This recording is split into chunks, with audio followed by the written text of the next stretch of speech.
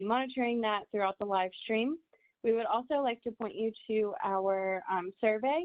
The link is directly below the YouTube link on the page that you are currently on. It takes about 5 minutes. We would love to have your feedback. So if you could click that link and fill it out for us. I would now like to pass it over to Jessica to officially get us started today. Great, thanks, Hannah. Well, welcome to our after party. We are glad to have you here today. We are going to present the results of how we did with the Pollinator Power Party in 2020, which was last June. So we'll get started. Just a reminder on who EPRI is. The Electric Power Research Institute is a nonprofit organization, and we conduct research on everything that touches electricity, which happens to be quite a lot of things because we all use electricity. So everything from the generation of the power to the delivery of that to offices and homes and buildings and schools, to the use of the power. So how can we be more energy efficient in the use of our electricity? And a big component of that, of course, is the intersection with natural resources, with water and ecosystems, biodiversity, and a whole host of other ecological topics. And that's the kind of the nexus for this particular topic that we're talking about today with pollinators.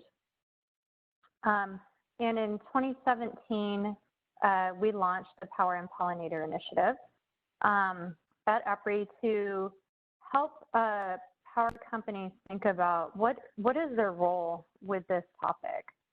Electric power companies own and manage huge amounts of terrestrial natural resource assets. And there is an opportunity to be thinking about how you manage that land and that soil and the water related to those natural resources in a way that is more sustainable. And so this initiative, we, as is sort of a classic modality for EPRI to execute work, is to set a really big collaborative table. And so we pull in all of the leaders across companies, sometimes environmental groups, natural resource agencies, federal and state organizations, to pool money to execute projects that can make a difference. So we have a whole set of projects in the Power and Pollinator Initiative. Some of them are very deep technical science, like looking at how do you functionally measure pollinator habitat on the ground with field studies and species counts. And some of the other projects are more public facing, like the Pollinator Power Party. So thinking about getting the word out around what can companies do, what are they doing, and how do we measure the ecological outcomes of those efforts. So this is the set of power companies that are in the initiative. It's not that old. You know, we just launched it in late 2017. So this is really our third year, but it's already the largest collaboration of its kind around the world that focuses specifically on power companies and what they can do related to pollinators. So these are the companies that kind of come in and they fund the work that we're doing, including the sponsorship for the Pollinator Power Party. So one of the things that we are interested in doing is creating incentives for companies to be taking conservation actions. One of those ways is certainly awards. Everybody loves awards, right? It's a huge motivation to win awards and receive that recognition when it's warranted, when companies really deserve the recognition. So EPRI sponsored a award category that's new this year with the North American Pollinator Protection Campaign, which is a long-running effort. The short for it is NAPC, and it's a long-running collaboration between environmental groups. Smithsonian Institute is a key participant in NAPC, federal and state agencies. And so we said, hey, it'd be really neat if there is an award category here through NAPSI that could acknowledge electric power companies and what they're doing. And so we conceptualized this just a year ago, actually, at the last conference a year ago, last October. And in that time, we pretty rapidly collaborated with Pollinator Partnership and the North American Pollinator Protection Campaign to come up with an award and have it have metrics and a scoring rubric behind it that was valid and defensible and highly competitive. And so power companies submitted nominations for specific projects to win this award. There was a scientific advisory committee that selected the winners. EPRI was not part of the selection committee, did not have a vote in the process. Our role was really to ensure that the science and the credibility was very high throughout the process. So that went through the hopper, and out came American Electric Power among everybody else that submitted nominations, and they won the first ever Pollinator Electric Power Award through NAPSI, which was just presented last week. So I asked Tim Lohner, who's an environmental specialist at American Electric Power, if he would mind coming on and sharing some of his thoughts around what inspired the project that they won the award on, and give a few perspectives on what it's like to be at an electric power company and be working on conservation projects related to pollinators. So Tim, would you mind sharing a few remarks with us? No, not at all. Thanks, Jessica. To provide some perspective, you know, a few years ago, I was having dinner with my aunt and uncle, and my uncle asked me, he says, what's an entomologist doing working for a power company? You know, as it turns out, you see, I have a PhD in entomology and a large insect collection in my basement that I've kind of kept track of over the years. But entomologists, you know, those people who study insects, have a lot of biological training, and a lot of biologists work for power companies. You know, we work on different environmental studies. We'll look at wetlands, we'll look at avian protection, we'll look at fish population assessments. So as it just so happens, now is a good time to have a background in entomology due to the concerns about threatened and endangered insects, pollinators, and the associated habitat issues that go with that. So our interest in working with the Dawes Arboretum, which you see on the picture on the slide there, is where we conducted the study that was the basis for our award nomination. Started with my colleague, Amy Toohey, who initiated some discussions with Shana Bird and Olivia Laurinaitis. Shana is the woman with the blue shirt and tan pants in that photograph. About using native vegetation on rights-of-ways. There happens to be an AEP right-of-way that actually crosses the Arboretum's property.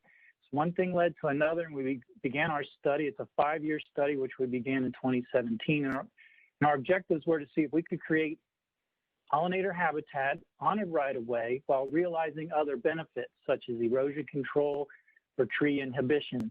And we found it ironic, you know, that we asked an arboretum to help us develop seed mixes and test seed mixes that would inhibit tree growth. You know, this is a place that grows trees, you know, on purpose. But we are responsible to our investors. We have to properly spend our money to protect the interest of our shareholders as well as our customers. So we had to find these other business benefits in addition to protecting pollinators. So working with the Arboretum has allowed us to take advantage of their scientific expertise and to show our work to the public. As you can see in the photograph there, we had 2 site demonstration events where we could share the results of our studies. So, you know, many of you know the power generation industry is changing, right? We're upgrading our transmission systems. We're moving more towards wind and solar. And this gives us an opportunity to better manage the vegetation that's associated with these sites. And if we can find ways to create vegetation that benefits wildlife such as pollinators, you know, at the same time as protecting our infrastructure, reducing erosion, reducing our maintenance costs, you know, all the better. So at AEP, you know, we appreciate the opportunity to work with the Electric Power Research Institute, to work with the Arboretum and other organizations. These groups keep us honest, right? They keep our projects technically valid, but at the same time, they also help us realize other values. You know, we can protect the pollinators, we can protect the environment, at the same time we can get benefits for the company and our customers. So again, we were very honored to receive this first award and thank everyone that was associated with it. So thanks. Great, thank you, Tim. Yeah, Tim makes some good points about this need to also think about the business case for pollinator conservation, and that it's not just for companies. There's a lot of power companies that are publicly owned utilities, so they're not going for a profit, but they are obligated from the business side to ensure that what they do on the ground is in consideration of how much it costs for customers to purchase that power in the kilowatt hours. So the business case can be sort of a mix of, you know, the companies needing to think about their corporate bottom line for themselves and their investors, but also thinking about customers as well. So some of the work that we're doing is to peel that all apart, right? How do we make the business case for this conservation of pollinators and stand in front of investors and say that it's valid? And in some cases, actually, the investors are starting to flip the coin and saying, we want you to do this. And if you don't do it, we're going to have a problem with it. So that's some of the movement that we're seeing in this space. Okay, so let's get back to the party and National Pollinator Week. So annually, Pollinator Partnership hosts a week that's June 22nd through the 23rd that's endorsed by Congress and recently was endorsed by the Environmental Protection Agency and state agencies across the United States. And the point of the week is really to take some time to think about the role and importance of pollinators, to develop some appreciation and recognition for them. And so this is one of our things that we kind of hook into annually as a collaborative group to help power companies to educate their employees, their investors, their stakeholders, their customers about pollinators. And so we collaborate with Pollinator Partnership on this effort. It's as you can tell, it's a very, this is one of the things that we do that's highly public facing and functionally based on increasing communication about pollinators and sort of getting the word out. So we sat back at EPRI with our Power and Pollinator group, and we said, okay, well, this week is coming up in 2020. We were sitting there last January and February, and we said, what do we think we want to be asking all of these electric power companies to do during Pollinator Week this year?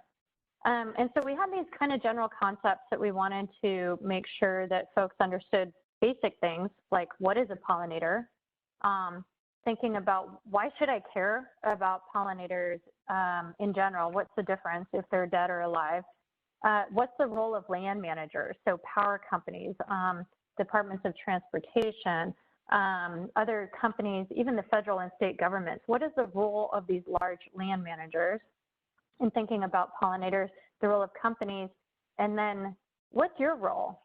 What is your role as a person if you own a house or you live in an apartment or you're a student, you're a kid, or you're an adult? What is your role related to pollinators and what can you do? Why should you do it? And so we had these general concepts in mind, and then we said, well, gosh, you know, that's a lot to put on the table, right? So what if we kind of slip in some of the science here and there, but what the format of that is hosting a party. So thinking about, okay, what can you do for gardening? How does this relate to your daily life, what you eat and what you wear and what you watch on TV? And so integrating pollinators into our daily life, which functionally is what is already happening, whether we are aware of it or not. And we just wanted to make people more aware of how this integrates in their lives.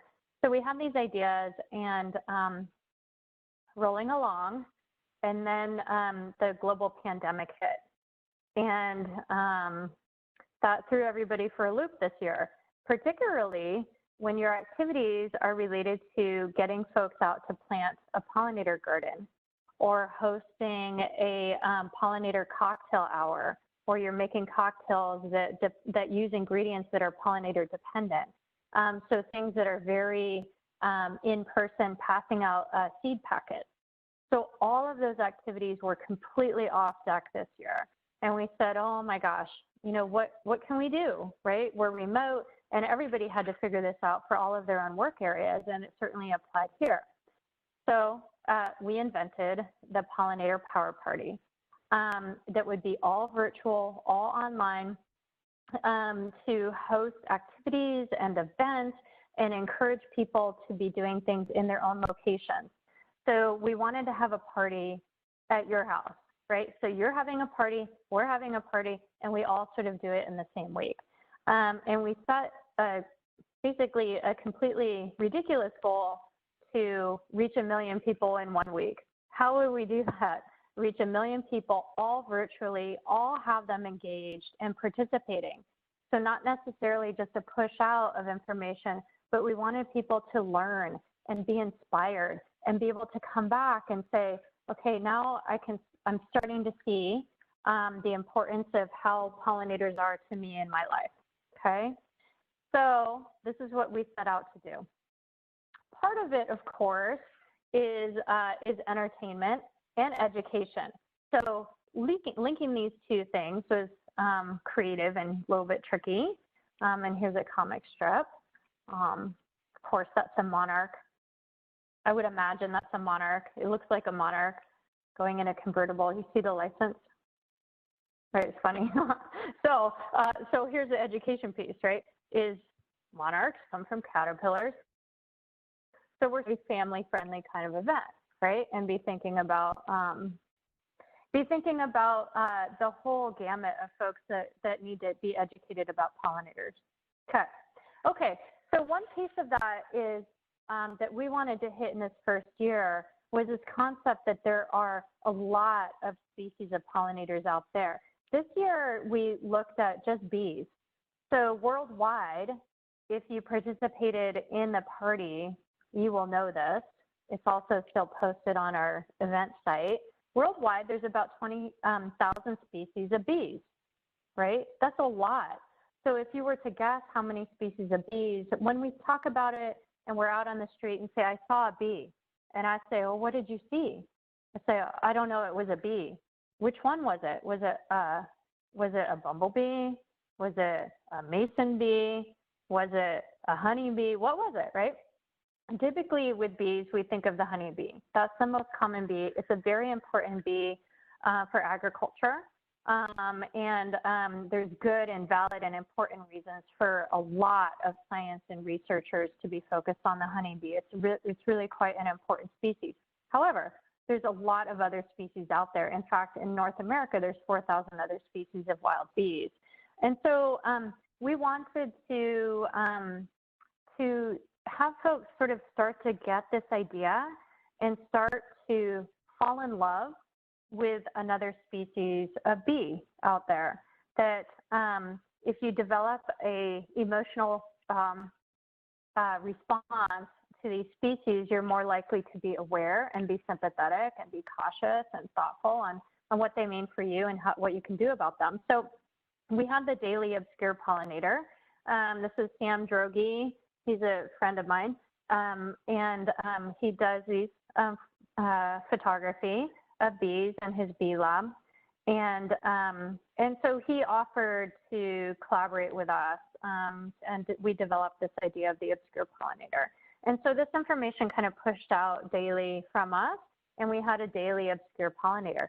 So some of you may have seen some of these and kind of have a favorite, and that's great. That's what we wanted. We wanted you to develop a favorite bee species out there.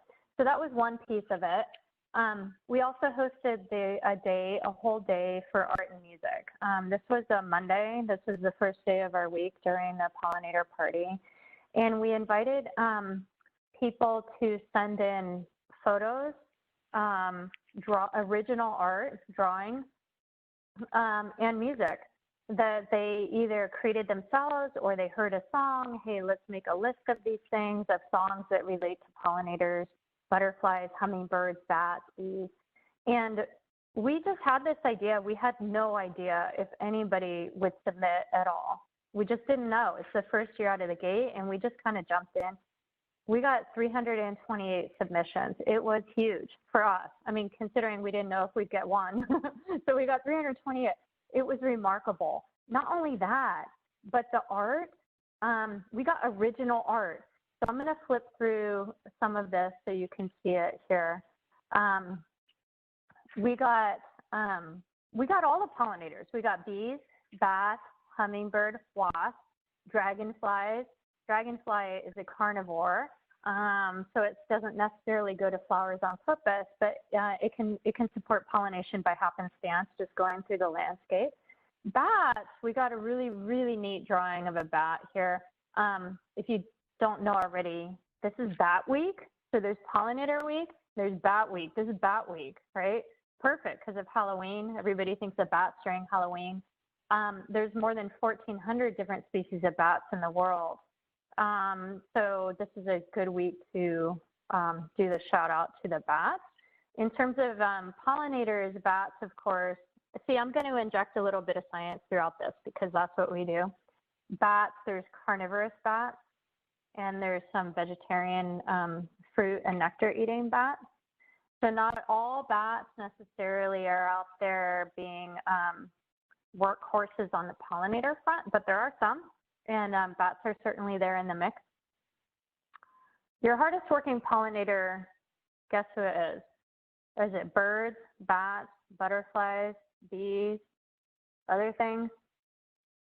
It's bees, right? Bees are the hardest working pollinator out there. They get the most of the pollination service done in general. Wind is also a pollinator, but we can't do much about wind. But just to flag out.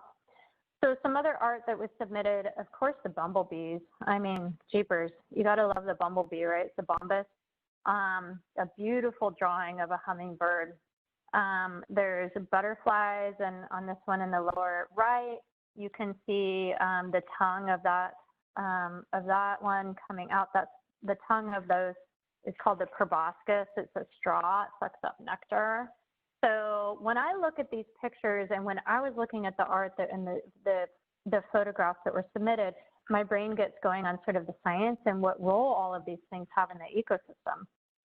So hummingbirds, bees, butterflies, they all have different systems for sucking up nectar. This is a little bit of a side fact to sneak in here, and bats too.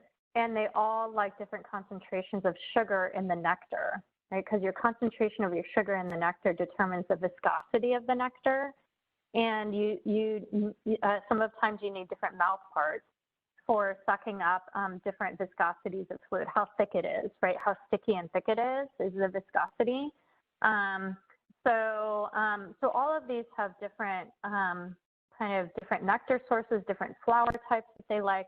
So for me, when I see that picture of that butterfly there with the proboscis out like that, for one, it's really beautiful. And two, it makes me think about what type of sugar concentration would that little guy like in his nectar, right? And then you have to think about, gosh, we better be supporting a lot of species of flowers out there to cover the needs of all of these species. There's monarch. We got a lot of monarch stuff coming in. Monarch, everybody loves the monarch, right? It's iconic. It's culturally important. It's a big, beautiful butterfly. Monarch flies. It's like you can practically feel the wind off its wings. It's a beautiful, beautiful butterfly. So we got pictures of monarchs. The one in the upper left, however, is not a monarch. That's a viscero, and it's people get the viceroy. It's a viceroy. And monarch sometimes confused. So you got to watch it. So that's a little bit of science. Sometimes you'll see pictures and it'll say monarch butterfly, but it's not. It's a viceroy. So that's a drawing of not the monarch viceroy, but it highlights the opportunity for education, right? So if you haven't heard about monarchs, the question I have in terms of a little trivia is the monarch butterfly endangered? So this is a big topic for land managers. It's a big topic because we are all watching for the monarch. Because the United States Fish and Wildlife Service may make the proposal to list the monarch under the Endangered Species Act this December. We're all waiting for Fish and Wildlife Service to either say, hey, monarchs should be protected by the Endangered Species Act, or we actually think it's doing okay on its own. So this is a big sort of, everybody's got their eyes, not everybody, but if you're a biologist and certainly if you're into pollinators, this is our big news this year. December 15th, we're waiting for December 15th to hear about monarchs. That would hit the news wires. That's called probably mainstream press, I would imagine. One way or another, you're gonna hear something about the monarch come December.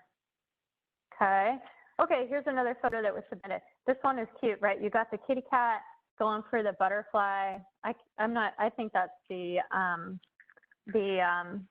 oh gosh, it just slipped my mind, the name of that butterfly. It's it'll come to me in a second.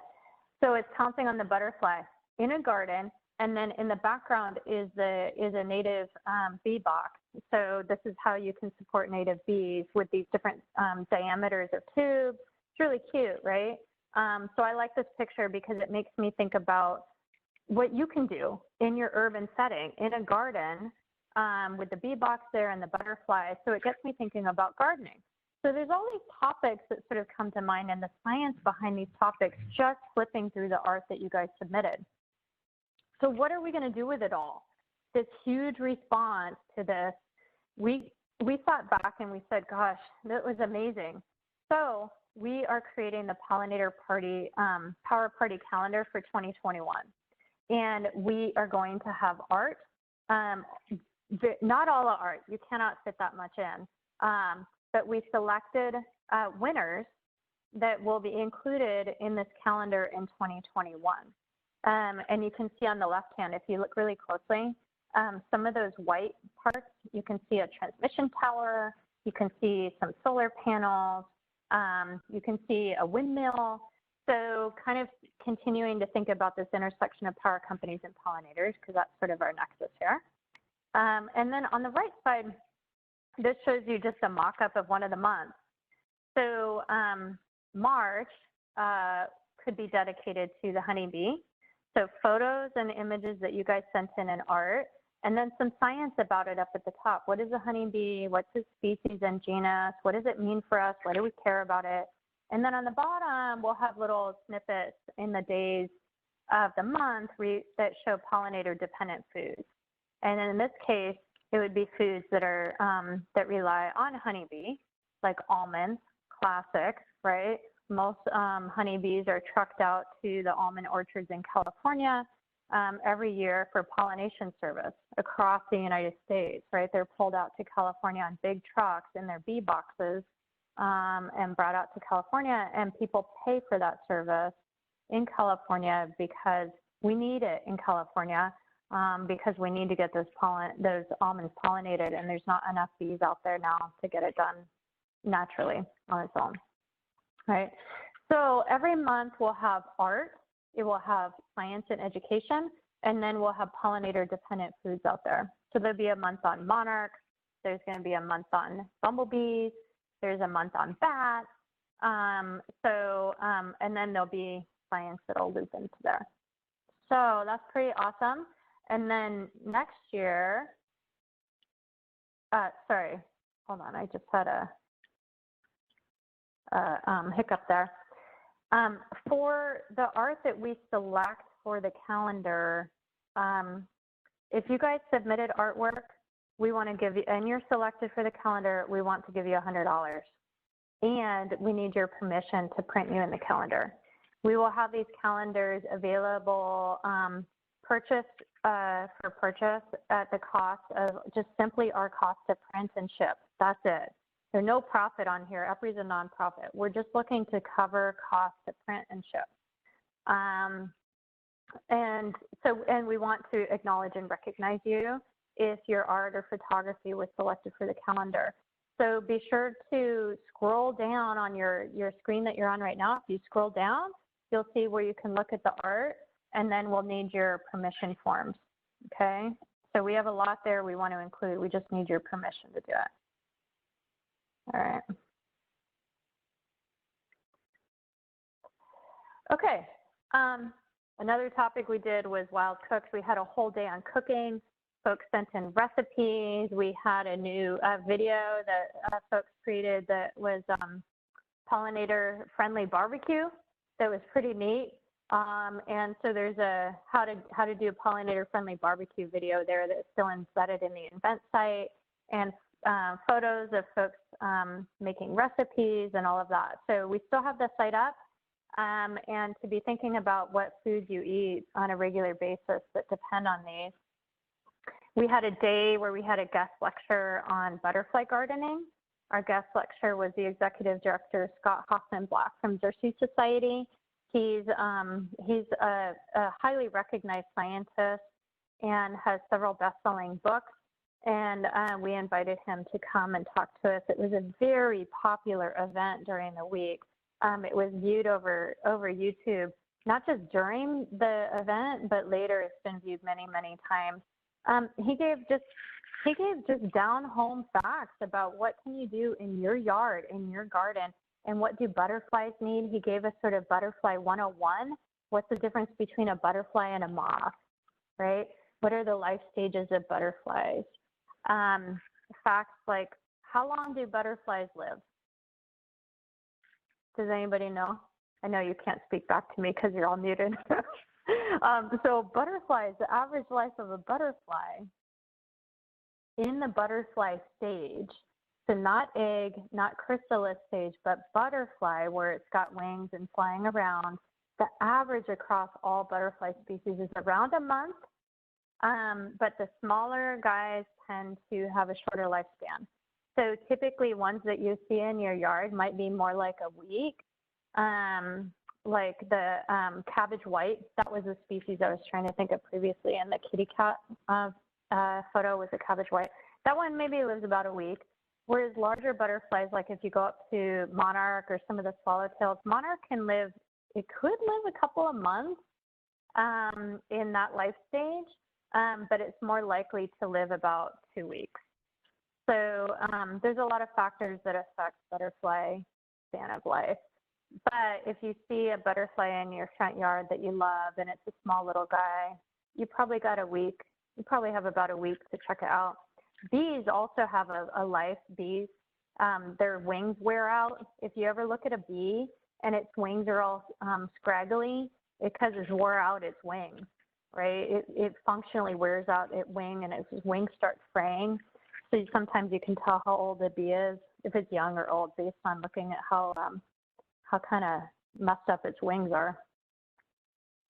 Okay, so then we had prize folks that won signed copies of Scott's book, Gardening for Butterflies. This is a list of our winners. So we said that there was party prizes, and I'm just kind of bringing this all the way back home and showing you the list of folks that won a signed copy of Scott's book. And I can tell you, oh my gosh, some people just got so excited about this book. They've been sending me pictures of things that they've been planting, what they put in the ground, what they learned, and all of that. So it's pretty awesome to get that feedback. You shared a lot of photos, especially during Scott's lecture on gardening. That hit the chord for folks. Folks raised monarchs, the Fabris family from Dallas. Thank you very much. You raised some monarch butterflies. The Crosby family from Chesapeake, Virginia also did butterflies. There's another kid in the left hand that's my child. At Costco, he was out and he found this a wild bee box at Costco, which was pretty cool that they had it there. What we learned on our party was that butterfly boxes, you can see on that photo, there's a little butterfly and there's this little vertical slots for butterflies. Those don't really work. I've tried it a bunch of times, and then Scott at Xerces said that they just don't work. So Not too worth it on the butterfly box, but the bee boxes work, and I've done that several times. So apparently you can get it at Costco now. Okay, and we hosted a 1-hour session with 4 scientists for you guys to ask questions and for scientists to answer them. So we had Sam Droege from USGS, Neil Williams from UC Davis, Jennifer Hopwood from Xerces, and myself. I'm also a scientist as well, so I was one of them. And we had a very interesting discussion across the board around pollinators. I will say that these guys tend to be more focused on bees, so it was kind of heavily bee focused. We talked about the murder hornet. If anybody saw that come across the wires this year, there was worry about this murder hornet coming in, and I saw on TV, they say now, COVID is here. We hit the pandemic. And now the murder hornet. What else can we handle? Which was a little bit funny. The murder hornet does not come in the same plane at all in terms of human health and risk compared to COVID. So, but it hit the wires pretty hard for about 2 weeks there. So we had a pretty good discussion about the murder hornet. And it definitely has a much bigger impact ecologically, although not quite yet. We're just kind of keeping an eye on the murder hornet and coming to the United States, and if that's going to turn out to be, how much of an invasive species will it turn out to be? So anyway, this is still posted. You can go and watch this again. If there's anything that I said that you're like, oh, that's neat, you can go and watch any of these sessions again. We released our film. We've had about 8,000 people watch. That's our estimate.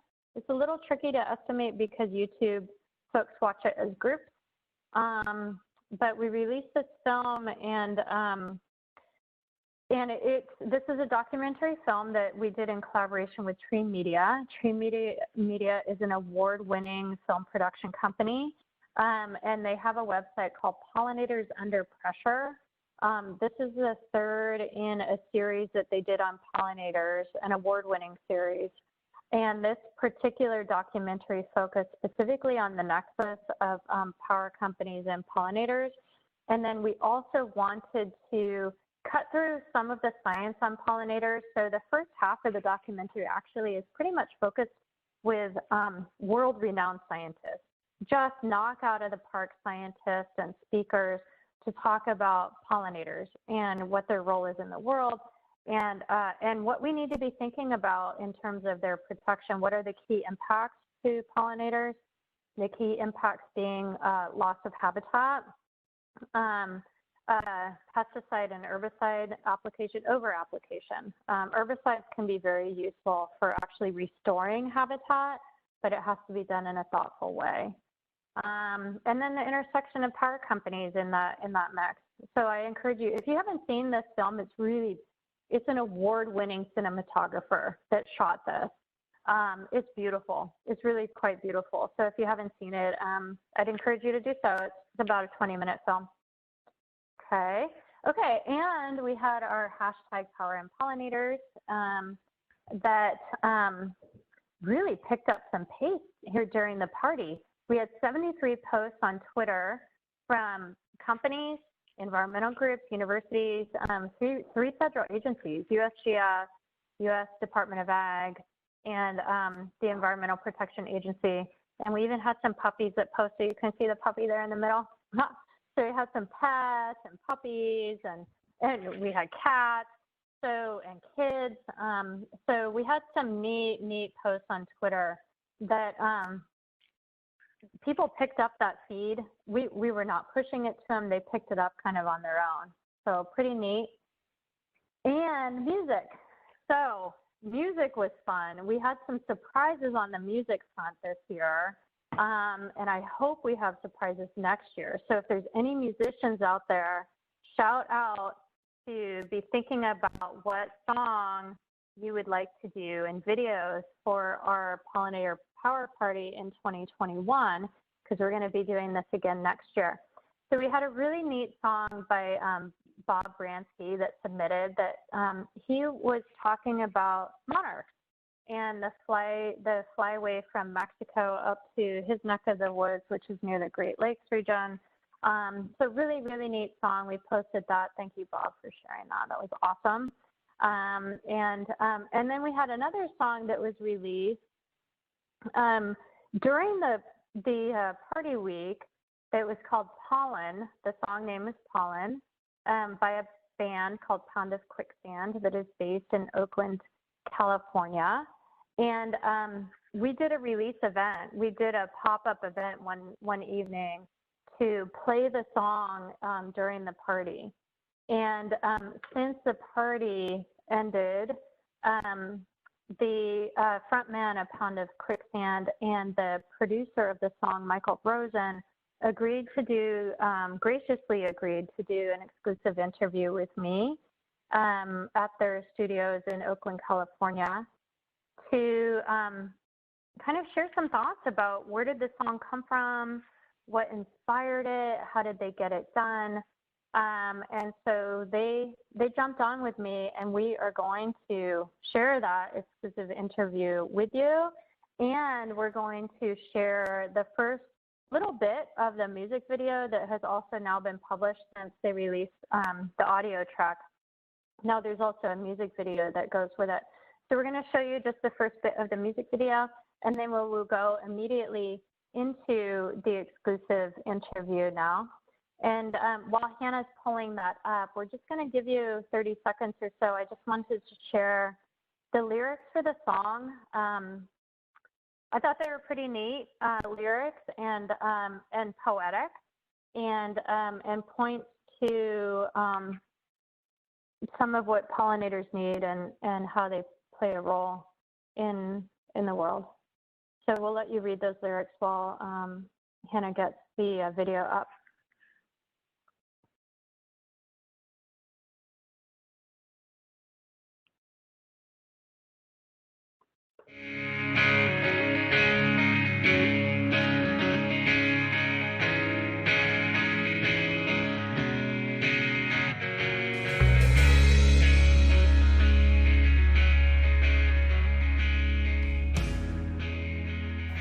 How did I get involved in the song, and how did I go about writing the song?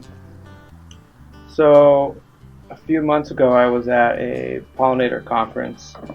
It generated a lot of awareness and a lot of understanding about pollinators and the role that they play in our planet and all the things that we do and how integral they really are to all parts of life. And I decided to write a song. It was a pretty stiff deadline, but we figured that we could pull it together. So I'm super fortunate to work with Michael Rosen.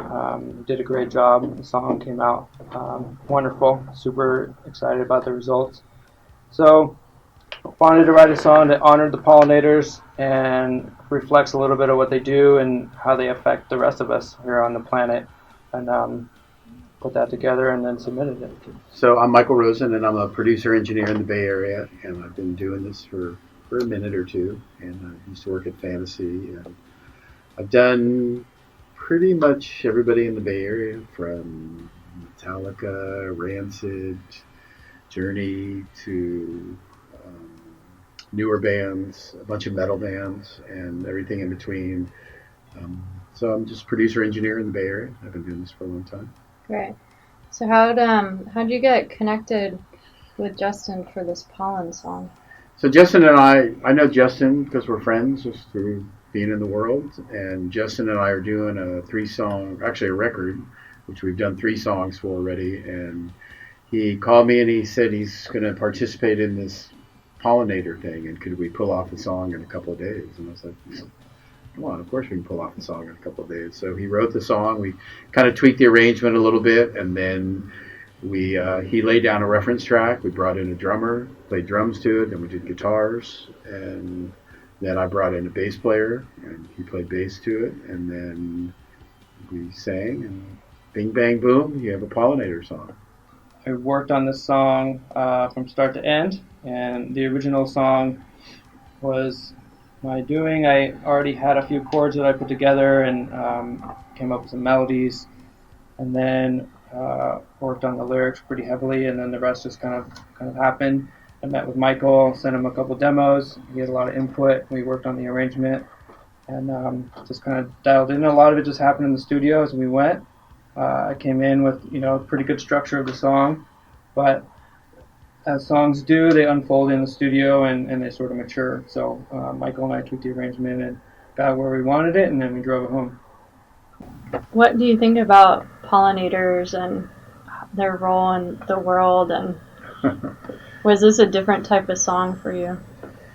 So what do I think about pollinators? It's really funny is that I was telling Justin when we were working on this song is that living in the Bay Area, I had a neighbor who grew bees in front of our yard in their house, and my daughter has allergies. So it's something I kind of know a little bit about because we were told by allergists that the best way to get over allergies is to use honey from local bees. So we would get honey from this beehive that was literally like 30 feet from our door for her to use to kind of help with her allergies and stuff like that. So I've been kind of aware of it, and every year we had a bee harvesting party on our block. Like he would take the hives, and because you have to clear them out, so every September we would have a block party, and they would take the honey combs and they'd spin it, and everybody would come there with their little bear, their bear things, and you'd get the honey. So you'd have like neighborhood stuff like that. So it was cool. So I like it, and I'm a nature guy. I live in the Bay Area. I'm really into preserving the planet and all that stuff. So. Cool. That's cool.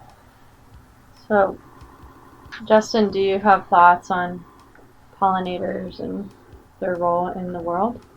Pollinators are super rad. They're really interesting. Yeah.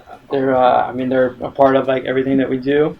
Learning about them has been super cool. I mean, you think of bees, obviously, but hummingbirds, bats, sometimes even some beetles. There are a lot of different creatures that pollinate, and a lot of them are specialists. Like only certain pollinators will visit certain plants in agriculture. So Pound of Quicksand is a Bay Area, Oakland-based grunge band that I started a while back and kind of released Pollen as a single, and then we released a song called Not a Given as the B-side to that.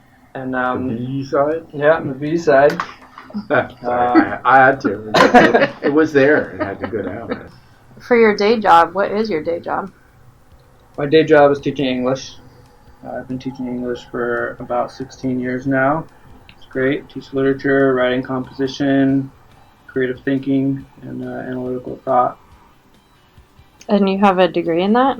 I do. I have a few. I have a bachelor's in English, a bachelor's in education, secondary level. I have a master's in fine arts in creative writing, and I also have a photography degree. Wow. Great. That's pretty impressive. Thanks. Some education there. That's probably the most educated rock guy I've ever met. So many guys with masters coming in and recording that.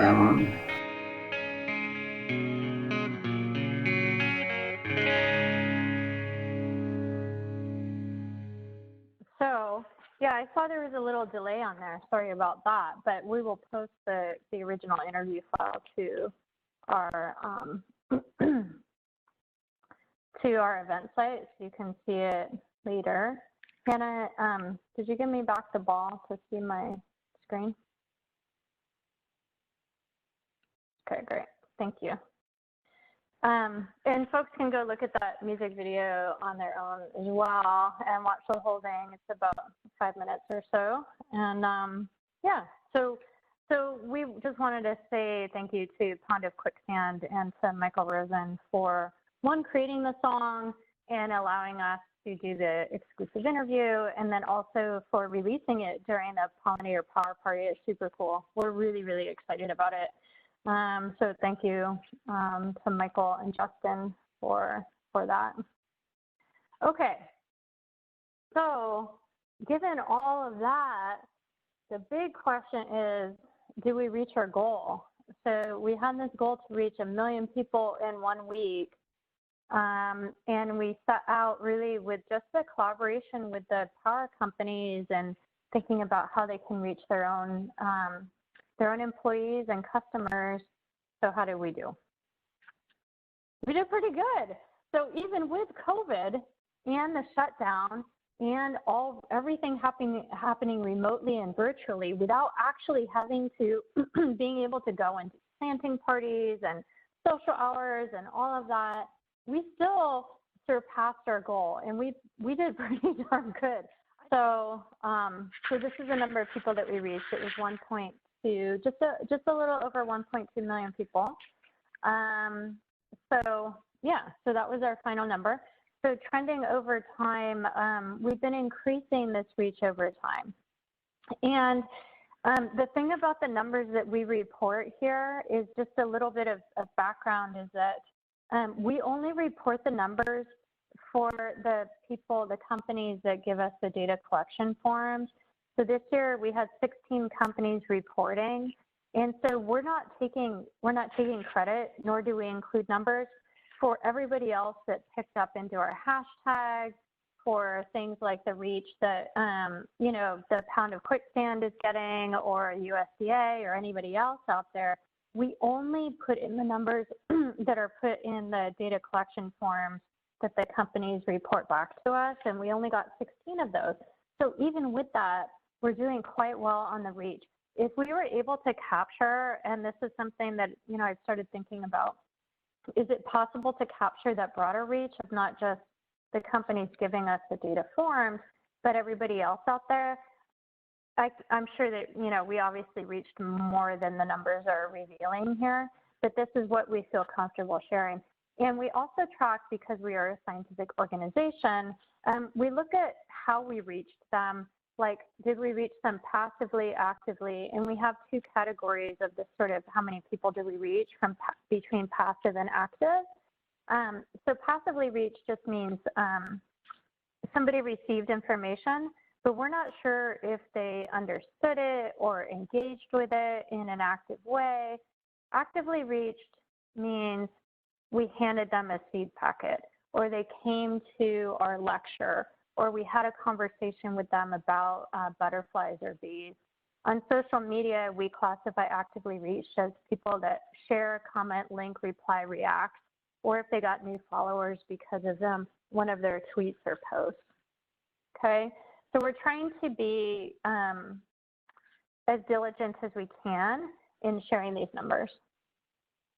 Okay, so we did pretty awesome. So we would just want to do a shout out to you guys to say thank you. We can't have a party alone. Well, I can have a party by myself. I'm pretty okay sitting around having a party by myself. Most people can't. So we just want to do the shout out. We can't do this by ourselves. It's because you engaged, you sent art, you sent photography, you made songs, you did cooking, you did gardening, you did all of those things with us, and you told us about it and you shared. And that's why we had a party. That's why we were successful in meeting our goal. And we totally recognize and acknowledge and really appreciate the engagement that folks had with us on this, because collectively, we're going to get a lot more done working together, right? We're going to get a lot more done by working together as a team on these things than going at it on our own.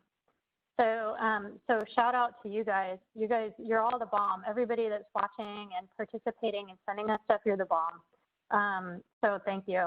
And we would like to request, if you don't mind, to take this short 3-minute survey. There's only like 3 questions in there about how you engaged with the party, what you learned, what you remember from it, because it helps us do our final report on this whole year and this event. Is what impact did it have for you? Did it change what you think when you go to the grocery store? Did it change what you think about your garden? Or when you see a bee, do you wonder, even if you can't identify it, do you wonder if it's a bumblebee or a honeybee or a mason bee or a solitary bee? Are you starting to think about those things? So scroll down on the site that you're on, take our 5-minute survey, and before you log out today, I just saved you 3 minutes, so we're ending 3 minutes early so you can take the 3-minute survey. And last comment here today is that EPRI has a whole bunch of scientific research related to pollinators. You can see it on our website by just putting in the search word pollinator under EPRI.com. There's 166 search results of reports that we have on metrics, on the intersection of solar power and pollinators, all kinds of stuff on there. So I encourage you to take a look at that. And if you have any questions, send them through. Send them through to us. We have an email. It's pollinators@epri.com is our email. And send us questions and do a shout out. We love to hear from you. And we have a whole team of people at EPRI that are experts on pollinators. So it's not just me. We have a whole team of experts behind us that have PhDs and are super smart and can help get projects done and answer questions. So that's it for today. So thank you again. Scroll down, take the survey real quick, and just let me know your thoughts. And we will see you in 2021. And I will let you know when the calendar is out and published, and you can order a copy of it for your own wall. Okay, thank you. All right, have a great day and a good rest of your week.